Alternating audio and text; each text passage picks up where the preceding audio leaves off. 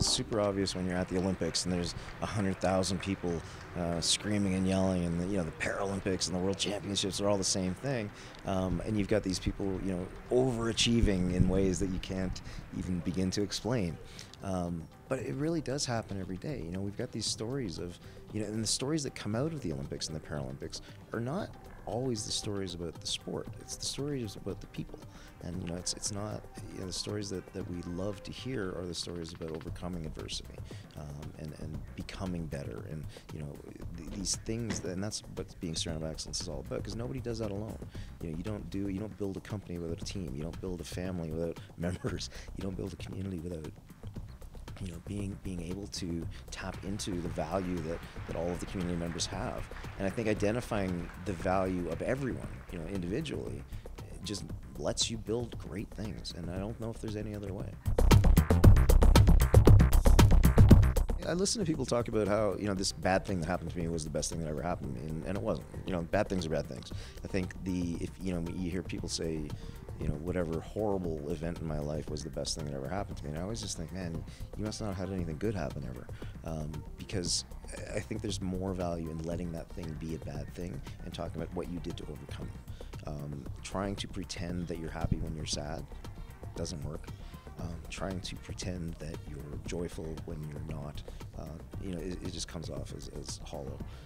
And so when you recognize things and name them as being bad things, it allows you to then control the outcome in terms of how you react. And that's, and it's not always possible every single time. I'm not trying to say it's not easy to do, and I'm oversimplifying things by a lot.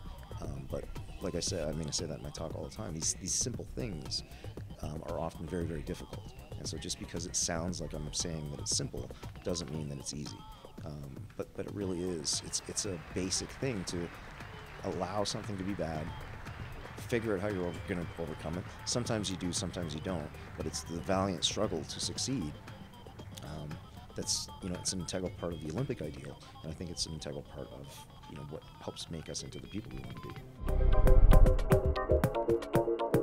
If you're in a highly competitive environment where everyone is very, very close to having, same talent level, same resource base, same, it really comes down to who has a better plan.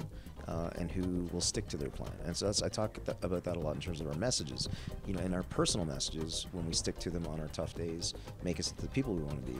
But it's equally, the same thing can be said for your business plan.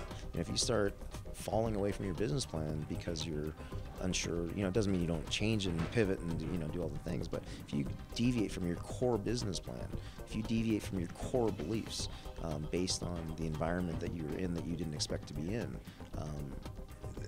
I think that triggers a big reevaluation of your core beliefs, whatever they are, whether they're personal or all the way over the spectrum to business. So, just keeping those messages consistent, I think, is something people undervalue.